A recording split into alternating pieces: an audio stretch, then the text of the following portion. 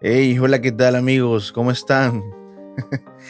Bienvenidos a San Viernes. Mi nombre es Andrés y qué gusto, qué alegría que estén aquí.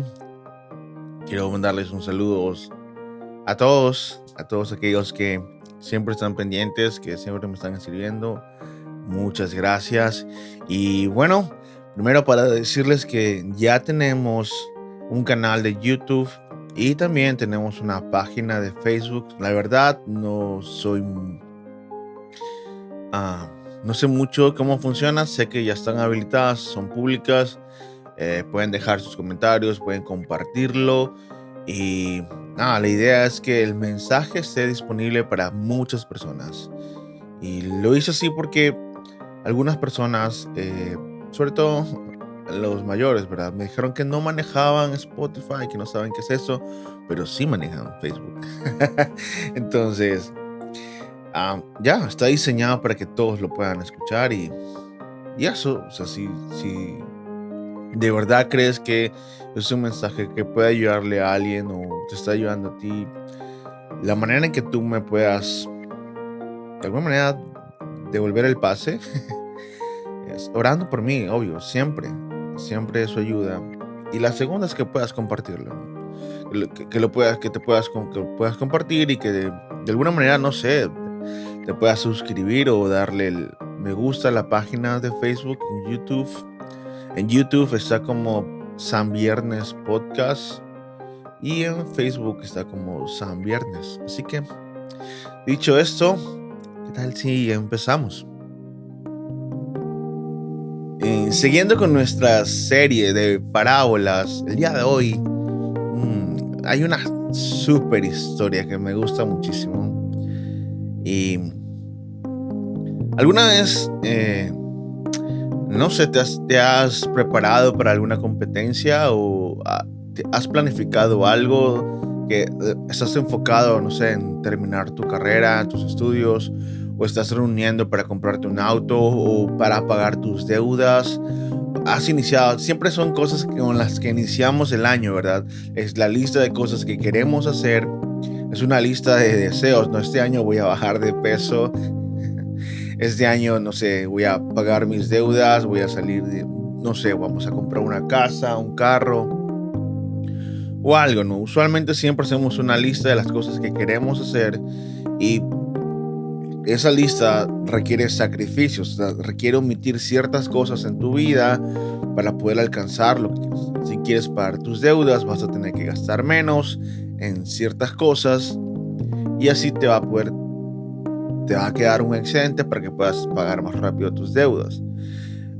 Recuerdo hace muchos años cuando me ejercitaba, ¿no? Los que me conocen, no parezco ser de los que se ejercitan, pero hace mucho tiempo yo sí me ejercitaba. Recuerdo que practicaba CrossFit, ¿no? Y me había animado para poder participar en una de esas carreras, ¿no? En esas carreras de obstáculos y todo eso. Entonces, recuerdo que era bien disciplinado con el entrenamiento. Entrenaba cerca de 1 hora y media, 2 horas diarias. Eh, Era bien disciplinado en mis comidas, en lo que comía, en lo que tomaba. No tomaba nada de azúcares, solo agua y me había metido en este mundo, ¿no? De comprar proteínas y todo eso, ¿no? Para aumentar tu rendimiento y tanta vaina, ¿no? Bueno, resulta es que eh, llegó el día de la carrera y gracias a Dios fue increíble. Una anécdota que tengo es que a mitad de la carrera se me dañó el zapato y tuve que correr. Me inventé algo y me amarré la suela y al final terminé la carrera. Me acuerdo que cargué a otra persona para poder terminar. Era ese espíritu de manada, ¿no? Y entonces fue súper chévere. Pero recuerdo que tuve que hacer ciertos sacrificios en mi vida porque estaba enfocado en algo que quería hacer, ¿no? Lo mismo es cuando alguien, no sé, los que escalan el Everest, ¿saben que, o sea, realmente es algo muy caro hacer eso, ¿no? Escalar el Everest. Cerca de 30,000 o 20,000 dólares te cuesta escalar el Everest y la preparación es de un año y previo a eso tienes que tener escalinatas anteriores, previas, ¿no? Y son cosas que a la final las personas no entienden por qué lo haces. Y ahí es efectivo, donde se hace efectivo el meme, el del Joker, el de no lo entenderías. ¿Por qué haces tantas cosas como esas? No lo entenderías.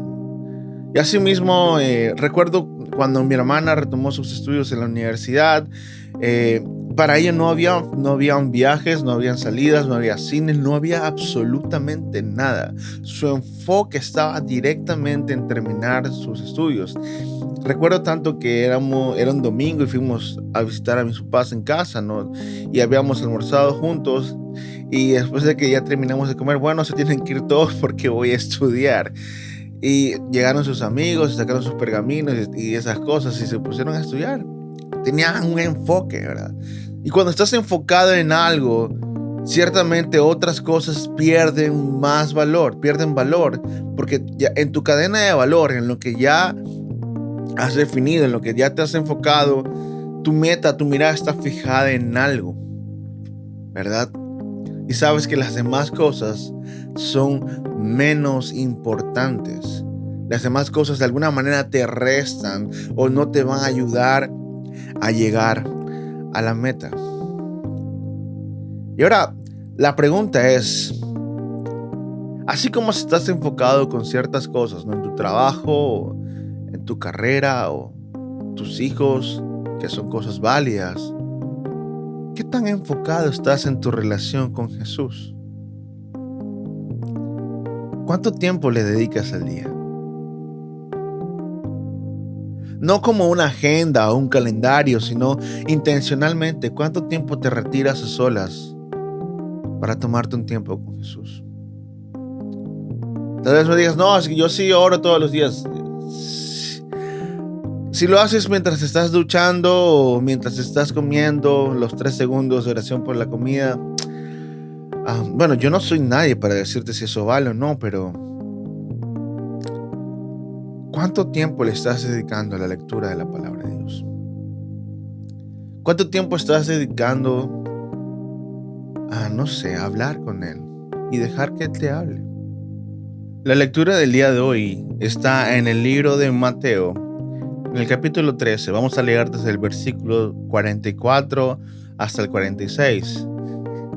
Este es Jesús contando 2 historias, ¿no? El reino de los cielos es como un tesoro escondido que un hombre descubrió en un campo.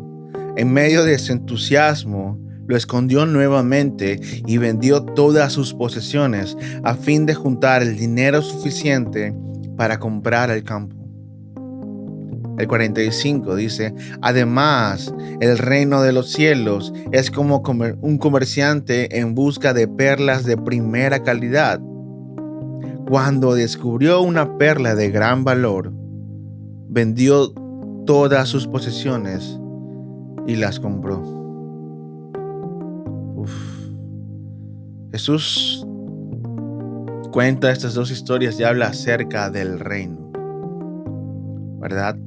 En la primera está hablando acerca de un hombre que ocasionalmente no sabemos qué estaba haciendo este hombre, no sabemos si estaba sembrando o simplemente estaba paseando, pero obviamente, como lo dice, estaba en un campo que no era suyo, ¿ya? Y se topa con ese tesoro. Ahora, probablemente, como te digo, tenemos que adaptarnos a la época, ¿no? En primera instancia, era algo muy regular, ¿no? Porque no había bancos, no había cajeros automáticos, no había agencias donde voy a depositar mi oro o voy a depositar todo. No funciona como hoy. Entonces, como vivían bajo el Imperio Romano, entonces había cierto temor de que en cualquier momento el imperio, no sé, el emperador se vuelva loco, el César diga, ¿sabes qué? Todas las tierras son mías y le expropien todas las tierras, ¿no? Más o menos como Chávez. Ok, no voy a hablar de política, pero más o menos así, ¿no? Entonces, las personas con el fin de salvaguardar su riqueza, ¿no? Sus ahorros, su tesoro, estaban acostumbrados a enterrar bajo tierra ese tesoro. Estaban acostumbrados a enterrar bajo tierra eh, lo que tenían, sus ahorros o su fortuna, si eran personas que tenían dinero, ¿no? Y ahora, tú dirás, bueno, pues este hombre fue malo porque encontró y no le dijo nada al dueño. Ya, ciertamente los judíos tenían una ley y la ley era algo parecido a esto, como que si tú encuentras un tesoro, el del que le encontró es, ya. Este hombre volvió a enterrar el tesoro en la tierra y su afán fue comprar la tierra. Entonces, si el dueño de la tierra le pertenecía ese tesoro, hubiera sabido que era su tesoro, no le hubiera vendido la tierra, porque él sabía que tenía un tesoro escondido, pero este hombre no sabía, entonces no hay nada ilegal en esto. Estaba dentro del marco de las leyes judías de aquel momento, ¿verdad? Y es así como este hombre que había encontrado el tesoro, vendió todo lo que tenía y pudo comprar la tierra que contenía ese tesoro. En el segundo ejemplo, vemos, a diferencia del primero, ¿no? Dice que es un comerciante. Probablemente era un hombre que tenía muchos recursos, ¿no? En el tiempo de Jesús, las perlas eran sinónimo de diamantes. Era una manera práctica, es como el dinero, ¿no? Como tu tarjeta de crédito. Era una manera práctica de poder salir con tu dinero, o sea, de poder transportarlo, ¿no? No llevar así como que un cofre inmenso de cosas, de oro y de valor, sino que las perlas eran un producto de bastante dinero. Y la Biblia dice que era un comerciante. Viene del griego emporius, de comerciante. Entonces, probablemente era un hombre que sabía el valor de las perlas y era algo muy costoso sacarlas en ese momento. No había trajes especiales de uso, no había tanque de oxígeno, sino que en el mar de Galilea había hombres que se amarraban una roca en sus pies con una soga, ¿no? Y para llegar a la profundidad tiraban esa roca y ellos se sumergían junto con ella, buscaban en el fondo y sacaban las perlas y así era como las obtenían. Era no sé, una profesión bastante peligrosa, pero a su misma vez bastante remunerada. Y es así como este hombre, viajando, no sé, de ciudad en ciudad, un día encontró una perla de mucho más valor del que él tenía. Entonces, así que decidió vender todas sus perlas, decidió vender todas sus posesiones, todo lo que tenía, con tal de adquirir esa perla.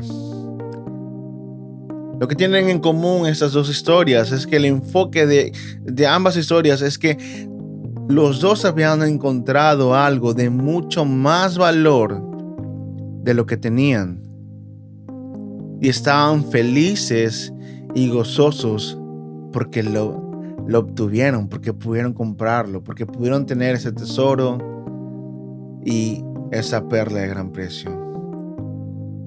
Quizás te preguntes, bueno, ¿cuál es ese tesoro? ¿Y cuál es esa perla de gran precio? Mi amigo, mi amiga que me estás escuchando, ese tesoro y esa perla es Jesús. Cuando Jesús habla del reino de los cielos, está hablando acerca de su gobierno, de su dominio, del señorío de Jesús sobre nuestras vidas. Es ese reino que es invisible, pero a la misma vez se hace visible de una manera como secreta, otorgando perdón a aquellos que merecen culpa, redimiendo a aquellos que eran condenados y ahora son salvos. Ese es el reino de Dios. Es la salvación. Es lo que Jesús viene a entregarnos. Es el regalo de la vida eterna cuando merecíamos el castigo. Ese es el reino de los cielos.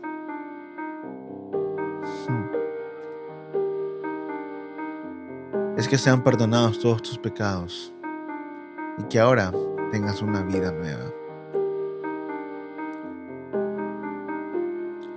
Una de las características de estas historias es la primera, que el reino es de un valor incalculable. En ambas mencionan que era de un valor incalculable, que algo que superaba todo aquello que ellos tenían. Y es que, mi amigo, el regalo de la salvación, si es verdad que no hay fortuna en ese mundo para poder comprarla, solo Cristo pudo pagar el precio. Es el único. El valor de la vida de Jesús es la comparación de la vida del reino. El que encontró a Jesús realmente encontró el reino de los cielos. El segundo es que, al igual que las historias, no es visible superficialmente. La perla de gran precio tuvo que ser buscada. El tesoro estaba escondido. En un libro, John MacArthur lo escribiría de una manera genial. El reino de los cielos está ahí para aquellos que lo buscan, pero no se destaca ni es inconfundible para alguien cuyo interés es meramente tibio. Letal como siempre MacArthur, ¿no? El reino de los cielos está aquí para aquellos que desean buscarlo, para aquellos que desean encontrarlo, para aquellos que anhelan a Jesús con toda su vida, pero es irreconocible para aquellos que se acercan de una manera tibia o fría, de una manera superficial. Es que, mi amigo, hoy por hoy, la cultura, lo que propone hoy por hoy, las verdades del evangelio, los valores del reino son locura para este mundo. Es una locura pensar que un joven hoy por hoy tenga que guardarse para su esposo o para su esposa hasta el día que se casen. Es una locura pensar hoy por hoy dejar de tener una ganancia abundante con tal de hacer las cosas bien. Es una locura dar tu dinero para la obra de Dios, para la iglesia, para los necesitados. ¿Por qué tengo que dar mi dinero si yo soy el que está trabajando? Es una locura pensar que tengo que dejar que otra persona me gobierne, que gobierne mis decisiones, lo que yo quiero hacer. Es una locura pensar que tengo que dejar mi orgullo, mi vanidad, lo que yo quisiera hacer con tal de alcanzar el reino de los cielos. De alguna manera el reino de los cielos es invisible o es imperceptible para aquellos que no lo han encontrado.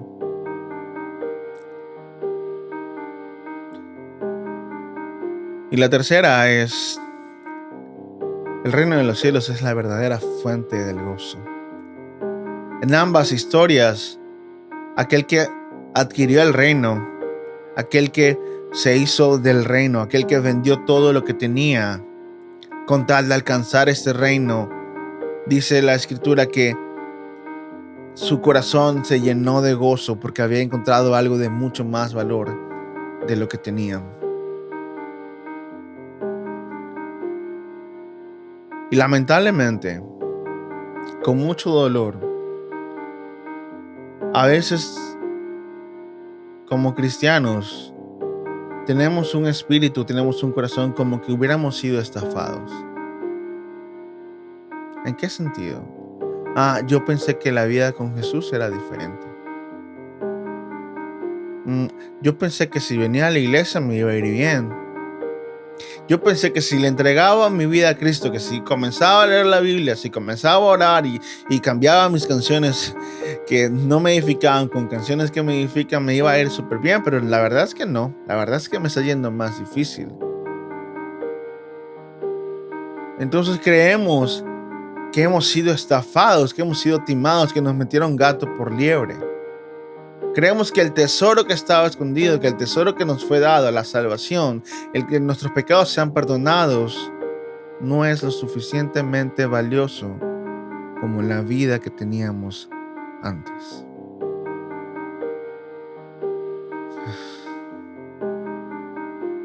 El punto principal de estas historias es que todo lo que este mundo considera que vale la pena o es importante no tiene valor en comparación con haber conocido a Jesús y ser parte de su reino.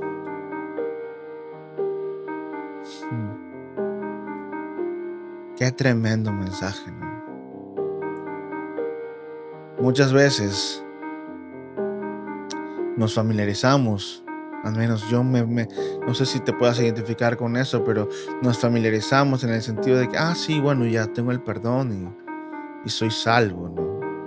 Pero ¿y qué más? O sea, no sé, quiero saber de el apocalipsis, doctrina o cosas como esas, ¿no? ¿Cuándo voy a aprender algo más? Y creemos que esta perla de gran precio, que es haber encontrado la vida eterna, haber encontrado a Jesús, que mis pecados sean sanados, que mis pecados sean perdonados, pase a un segundo lugar y quiera poner otras cosas enfrente y que creo yo que son más importantes. ¿Cuándo vendrá un mejor trabajo para mí? ¿Y cuándo, no sé, se va a resolver el problema con mis hijos? ¿Y cuándo, no sé, cuándo mi esposa me va a perdonar?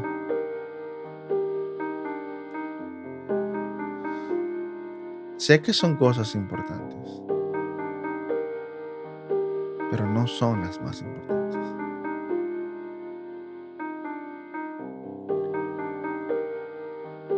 El apóstol Pablo lo descifra de una manera espectacular. En Filipenses 3, del 5 al 8, Pablo era un hombre que tenía ya su estatus en la sociedad, tenía un nombre en medio de la religión. Era alguien que había sido educado por uno de los mejores maestros de la ley en su tiempo. Aparte de eso, era comerciante, hacía carpas, ¿no? Y probablemente su vida le iba muy bien. Podríamos catalogarlo como alguien exitoso en su tiempo, ¿verdad? Conocía bastante la ley. Y en una sociedad donde estaba dirigida netamente por la religión, alguien que conozca muy bien la ley, era alguien muy reconocido en ese tiempo. Su vida le iba bien. Pablo estaba bastante satisfecho con su propia justicia hasta que cuenta el libro de los Hechos, hasta que camino a Damasco se tropezó con una fortuna que hizo que todos sus logros, que todo lo que había conseguido en esta vida no valiera nada. Y lo narra de una manera espectacular. En Filipenses 3, 5 al 8, Pablo saca sus credenciales al aire. Dice, fui circuncidado cuando tenía 8 días de vida, una costumbre judía, ¿verdad? Soy ciudadano de Israel de pura cepa y miembro de la tribu de Benjamín, un verdadero hebreo como no había habido otro. Fui miembro de los fariseos, quienes exigen la obediencia más estricta de la ley judía. Era tan fanático que perseguía con crueldad a la iglesia y en cuanto a la justicia, obedecía la ley al pie de la letra. ¿Qué es lo que está diciendo?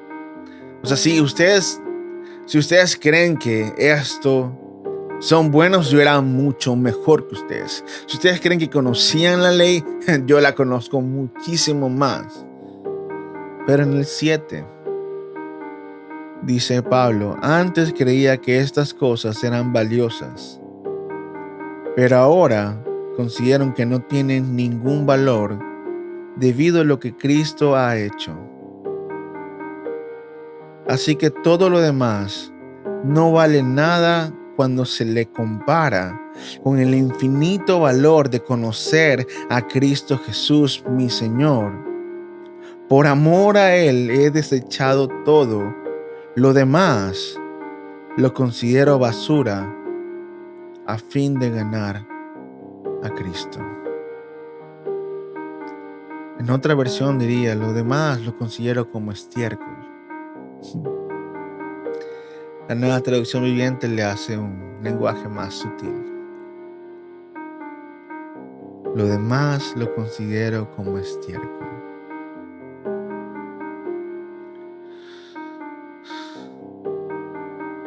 Muchas veces hemos estado buscando en el estiércol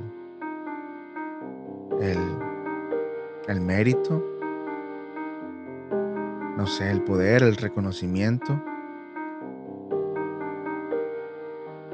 la ovación del hombre, la aprobación de los demás, la comparación, no sé, de alguna manera obtener un título, de alguna manera obtener algo, un rédito, dinero, poder.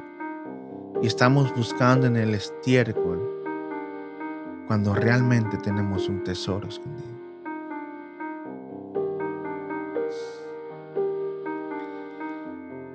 Siendo honestos,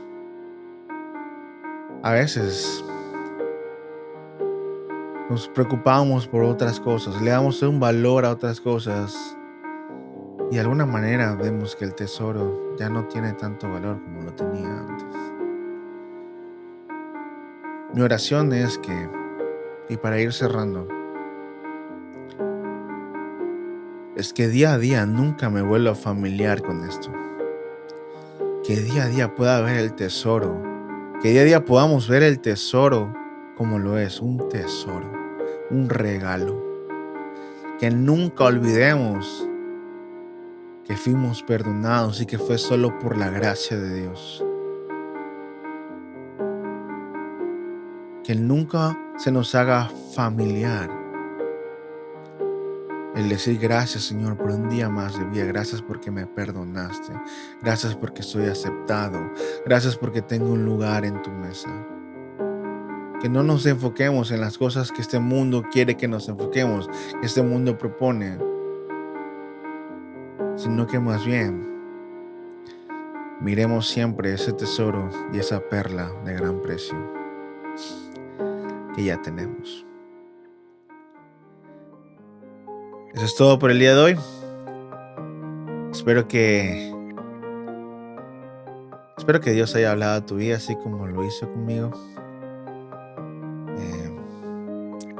Un abrazo fuerte y nos vemos el próximo viernes. Dios te bendiga.